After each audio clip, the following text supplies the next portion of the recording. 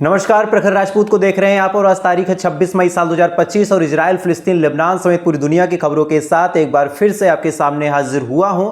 और इस वीडियो में हम आपको बताएंगे कि कैसे पुतिन के ऊपर हमला करके यूक्रेन ने अपनी जिंदगी की सबसे बड़ी गलती कर दी और इसमें हमारी भारतीय मीडिया ने क्या रोल अदा किया। इसको जब आप जानेंगे तो जानने के बाद हैरान हो जाएंगे। और साथ ही गजा के 70% जमीन पे कैसे इजराइल कब्जा कर चुका है, इसके बारे में भी हम आपको तस्दीक से बताएंगे। और साथ ही इस समय गाजा के क्या हालचाल हैं, इसके बारे में भी वीडियो के लास्ट तक आपको पता चलेगा। तो मेरे यकीन मानिए खबरें बहुत ज़्यादा इंपॉर्टेंट हैं, इस वजह से वीडियो को मिस मत कीजिएगा और लास्ट तक देखिएगा। खैर, नमस्कार कबूल कीजिएगा और बिना किसी देरी के बढ़ते हैं पहली खबर की तरफ। और सबसे ही पहली आपको जो खबर बताऊंगा, अपने देश की मीडिया का भी हाल बताऊंगा और साथ ही पुतिन के साथ क्या कुछ हुआ इसके बारे में भी आपको बताऊंगा। रशिया में एक जगह लगती है कुसर्क और पुतिन साहब वहां के दौरे पे जा रहे थे और जैसे ही उनका हेलीकॉप्टर लिफ्ट अप करता, यानी जमीन को छोड़ के हवाओं में जाने की कोशिश कर रहा था, अचानक से यूक्रेन के आए ड्रोनों ने उस हेलीकॉप्टर को टारगेट करने की कोशिश की। हालांकि हम सभी जानते हैं कि पुतिन साहब की जो सिक्योरिटी होती है, वो सिक्योरिटी काफ़ी हाई फाई होती है और उस सिक्योरिटी को भेद पाना, उस सिक्योरिटी को फेल कर पाना लगभग नामुमकिन है। तो जैसे कि हमला होता है, फौरन जो सिक्योरिटी थी फौरन अलर्ट मोड में आती है, तमाम ड्रोन को मार गिराया जाता है और इस हमले में पुतिन साहब की जान बाल बाल बच जाती है। अब जैसे ये हमला हुआ, पूरी दुनिया की नज़र यूक्रेन की तरफ टिक गई। क्योंकि सबसे बड़ी बात ये है कि पुतिन के ऊपर जब पहली बार डायरेक्ट हमला हुआ है, तो क्या पुतिन साहब यहाँ पे खामोश होंगे? क्या पुतिन साहब यहाँ पे कोई रिएक्शन नहीं देंगे? पुतिन साहब की तरफ से कोई कार्रवाई नहीं होगी? ऐसा पॉसिबल नहीं था, क्योंकि अब तक सीज फायर को लेकर बातचीत हो रही थी। अब तक पुतिन साहब ने भी कह दिया था कि चलो हम बातचीत करते हैं, जो भी लड़ाई झगड़े हैं उसको बंद करते हैं। लेकिन यूक्रेन ने अमेरिका के कहने पे वो काम किया, जिसके बाद अब कंफर्म है कि अब ना सीज फायर की बात होगी और ना ही यूक्रेन का कोई मुस्तकबिल बचा है। चूंकि आज जो रिपोर्ट निकल के सामने आई कि लगभग 298 के करीब ड्रोन रूस ने यूक्रेन के ऊपर दागे और इससे जो यूक्रेन की राजधानी कीव है वहां तक ब्लास्ट देखने को मिले। यानी गलती से जो शुरुआत यूक्रेन ने की थी, अब उसका फाइनल टचअप देने की पूरी तैयारी रशिया बना चुका है। लेकिन ये तो मेन खबर थी, पर आप हमारे देश की मीडिया का हाल देखिए। तस्वीरें कुछ और, खबरें कुछ और जिक्र उसमें क्रिकेट का। अब ऐसा क्यों है और ये बात आपको क्यों बता रहा हूं? ये बात इसलिए है कि जैसे ही ये खबर निकल के सामने आई, हमारे देश की मीडिया में होड़ मची रहती कि कितना जल्दी इस खबर को पब्लिक तक पहुंचा दिया जाए, पब्लिक फोरम में डाल दिया जाए। चाहते तो आराम से इस फोटो को एडिट करके चेक कर लेते कि भाई कितनी % बातें हमने सही लिखी, कितनी % बातें गलत लिखी है। लेकिन इतनी जल्दबाजी होती है इन मीडिया वालों को कि हम कितना फास्ट बन जाए, और इस फास्ट बनने के चक्कर में इन्होंने पूरी दुनिया में बेइज्जती करवा रखी है। और यही बात है कि कोई खबर हो, आप उस पर आंख बंद करके कभी भी भरोसा मत कीजिए, आप सबूत देखिए तब आप बात कीजिए। खैर, बढ़ते अगली खबर की तरफ। और अगली खबर निकल के सामने आ रही हो, ये खबर अल जजीरा में छपी है। इसमें लिखा गया है कि चाहे हमला करके, चाहे लोगों को पीछे हटा के, चाहे मार के, चाहे बम ब्लास्ट करवा के, चाहे चोरी से, चाहे सीना जोरी से, कोई भी तरीका हो, लेकिन गजा की 70% जमीन पे इजराइल कब्जा कर चुका है। अब आपको लगेगा कि 70% जमीन पे कब्जा कैसे हो चुका है भाई? तो होने का बहुत सिंपल फंडा है कि जमीन पे गजा के लोग बैठे हैं, गजा के लोग रह भी रहे हैं, लेकिन IDF यानी इजरायली डिफेंस फोर्स जो है वो गजा के अंदर पूरा दाखिल हो चुकी है और 70% हिस्से जो जमीन है उस पर अपना कब्जा कर चुकी है। यानी 70% जमीन जो है गजा की, उस पर किसी को कहीं जाना होगा, कुछ करना होगा, या फिर इजराइल जो भी चाहे वो कर सकता है। वो हमास के चंगुल से दूर है वो जमीन। फिलिस्तीनियों का लोकल वहाँ पे कोई मन नहीं चल सकता, या फिर फिलिस्तीनी अपने हिसाब से कुछ कर भी नहीं सकते। तो अल जजीरा की रिपोर्ट ये दावा करती है कि 70% जमीन कब्जा हो चुकी है।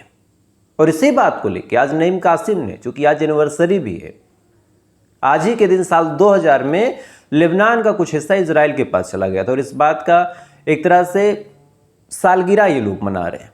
तो आज हिजबुल्लाह के जो चीफ है नईम कासिम, उन्होंने एक बड़ा स्टेटमेंट दिया और इस स्टेटमेंट की वजह से आज इजराइल के अंदर हल्की सी खलबली है।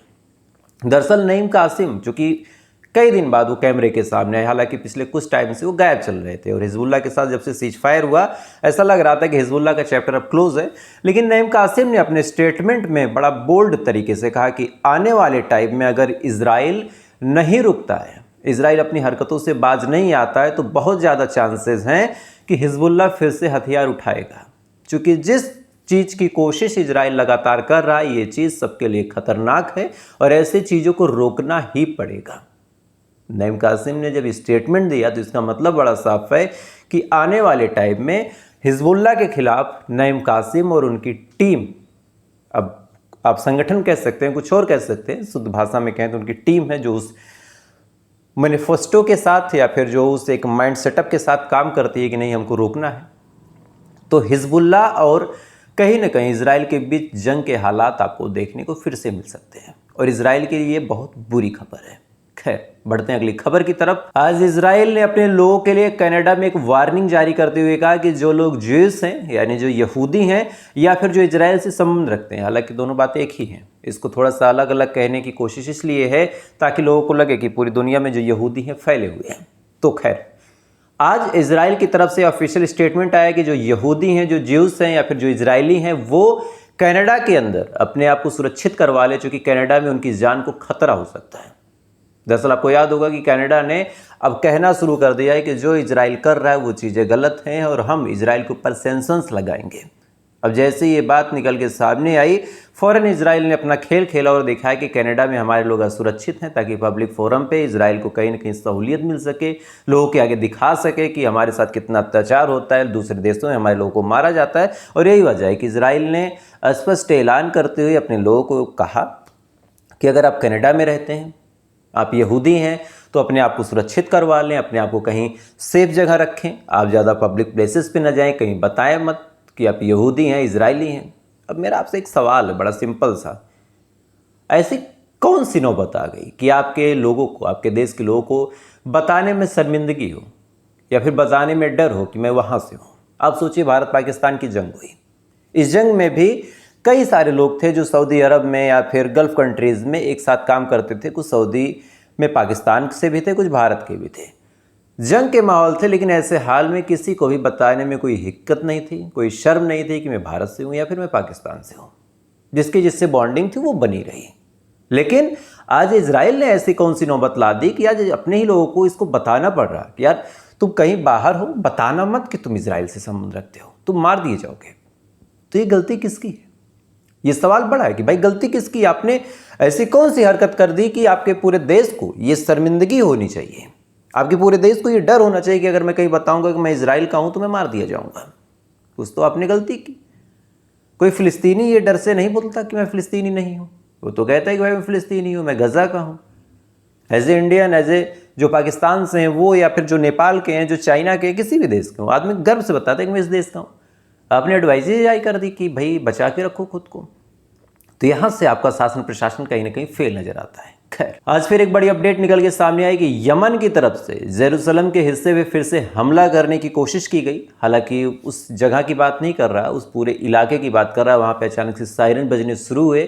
इजराइल के जो लोग थे भागते हुए नजर आए, कुछ लोग बंकरों में छुपने की कोशिश कर रहे थे और ये तमाम चीजें बदस्तूर चलती रही कई घंटों तक। हालांकि IDF का कहना है कि भाई हमने मिसाइलों को गिरा दिया, लेकिन आज यमन ने फिर मिसाइलें दागी और इस मिसाइल के हमले में अभी तक जो रिपोर्ट निकल के सामने आई कि इजराइल को ठीक ठाक नुकसान हुआ। चूँकि इससे पहले जब हमला किया था यमन ने और इनके तेल अवीव के उस सेक्टर को टारगेट किया था, इनके एयरपोर्ट को जब टारगेट किया था, तब भी इन्होंने कहा था कि कोई कैजुअल्टी नहीं हुई। लेकिन इसके बाद फिर जब इन्होंने फ्लाइट रद्द की तब पता चला कि इनके एयरपोर्ट के पास काफ़ी कैजुअल्टी देखने को मिली है और सेम सिचुएशन में अभी भी हमला हुआ है। क्या कैजुअल्टी है, शाम की जो मैं वीडियो लाऊंगा उसमें आपको डिटेल से बताऊंगा, तो वीडियो को मिस मत कीजिएगा।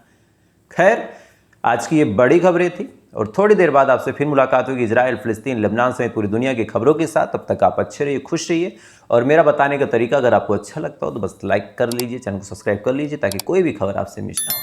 बाकी थोड़ी देर बाद फिर मुलाकात होगी ऐसी किसी खबर के साथ। तब तक आप अच्छे रहिए, खुश रहिए, ऊपर वाला हिफाजत करें।